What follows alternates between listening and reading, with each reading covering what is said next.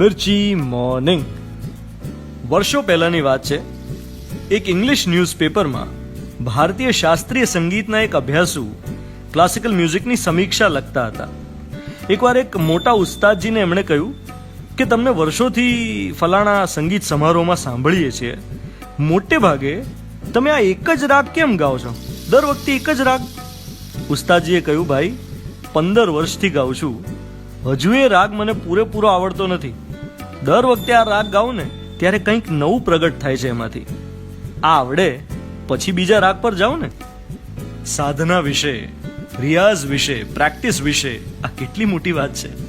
ધ્રુપદ ગાયકીના એક ગાયક ચિંતન ઉપાધ્યાયનો ઇન્ટરવ્યૂ કરવાની તક મને સાંપડેલી. અત્યાર સુધીમાં 2 વાર એમને મળ્યો છું અને એટલું સ્વચ્છ નિર્મળ વ્યક્તિત્વ. સંગીત શીખવા માટે એમણે એટલો બધો ત્યાગ કર્યો છે. ગુરુ શિષ્ય પરંપરામાં એટલી બધી ગુરુ સેવા કરી છે કે પૂછો નહીં વાત. ચિંતને મને કહેલું કે ભાઈ, પૂનમની ચાંદનીના પ્રકાશમાં સોયમાં દોરો પરોવવા જેવી વાત છે આ રાગમાં પાક્કો સુર લાગવો. ખૂબ મહેનત, ખૂબ લગન જોઈએ. બહુ ઓછા કલાકારો એવા હોય છે જે પોતાના સંગીત થકી શ્રોતાને ભાવ સમાધિ સુધી લઈ જાય. અત્યારે તો કલાકારો માત્ર આંજી દેવાનું વાતાવરણ ઊભું કરે છે. ઘણીવાર લોકોને ટીવી પર પરફોર્મ કરતા જોવું તો એમ થાય કે આ કેવું ગજબ ગાય છે, કેવી અદ્ભુત ટેલેન્ટ છે. પછી એવો વિચાર પણ આવે કે આ બધા બાળકોનું મોટા થઈને થતું શું હશે? બધાને તો ચાન્સ મળતો નથી મહાન ગાયક બનવાનો. તો થાય છે કેવું કે પેરેન્ટ્સને એમ હોય કે ગમે તેમ અમારું બાળક ટીવીના રિયાલિટી શોમાં છવાઈ જાય, અને બાળકને એમ હોય કે ગમે તેમ મને યુટ્યુબ પર બહુ બધા વ્યૂઝ મળતા થઈ જાય. એટલે રિયાઝની જગ્યાએ વખાણ પર ફોકસ શિફ્ટ થયેલું છે. સુરની સાદગીની, સુરની પવિત્રતાની જગ્યાએ તાળીઓના ગડગડાટ પર કલાકારનું ધ્યાન વધારે છે. અને એટલે જ કદાચ ઘણા બધા કલાકારો બીજાના વખાણ મેળવવાની લાલચમાં રસ્તો ભટકી જતા હશે. એવી દંતકથાઓ હતી કે સંગીત સમ્રાટ તાનસેન જ્યારે રાગ દીપક રજૂ કરતા ત્યારે દીપ પ્રજ્વલિત થઈ ઉઠતા, અને રાગ મલ્હાર જ્યારે ગાતા ત્યારે વરસાદનું આગમન થતું.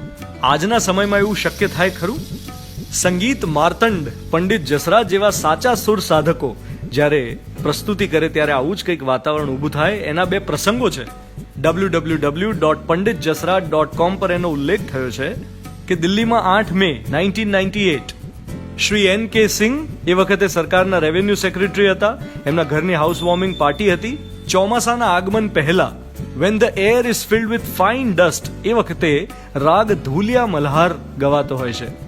on that hot summer night જ્યારે પંડિત જસરાજજીએ રાગ ધુલિયા મલ્હારની પ્રસ્તુતિ કરી ત્યારે અચાનક કાળા ડિબાંગ વાદળો ઘેરાયા, and with loud thunderclaps it started raining. Shri NK સિંઘે એ મ્યુઝિકલ ઇવેન્ટને એક CD પર રેકોર્ડ કરીને પોતાના મિત્રોને ભેટમાં આપી હતી. જસરાજજીની આ પ્રસ્તુતિ વેબસાઇટ પર અવેલેબલ પણ છે ઓડિયો સ્વરૂપે. વારાણસીમાં સંકટ મોચન મંદિરમાં પંડિત જસરાજજીએ તોડી રાગની પ્રસ્તુતિ કરી હતી, અને અચાનક ઓડિયન્સમાં એક હરણ આવ્યું. From nowhere, a deer came in, cutting through the center of the crowd. The deer headed straight towards the dais. અને પંડિત જસરાજે જ્યારે રાગનું સમાપન કર્યું અને આંખો ખોલી ત્યારે નજર સમક્ષ ઉપસ્થિત ઈશ્વરના દૂત સમાન હરણને જોઈને મંદ મંદ સ્મિત રેલાવી રહ્યા. શું આપણે આપણા કાર્યક્ષેત્રમાં આટલું સામર્થ્ય કેળવી શકીએ ખરા? Can we reach such excellence in our field of work? આ વિચાર સાથે આજના દિવસની શરૂઆત કરી રહ્યો છું. You are listening to Mirchi. હું છું Dhvanit. Good morning my dear.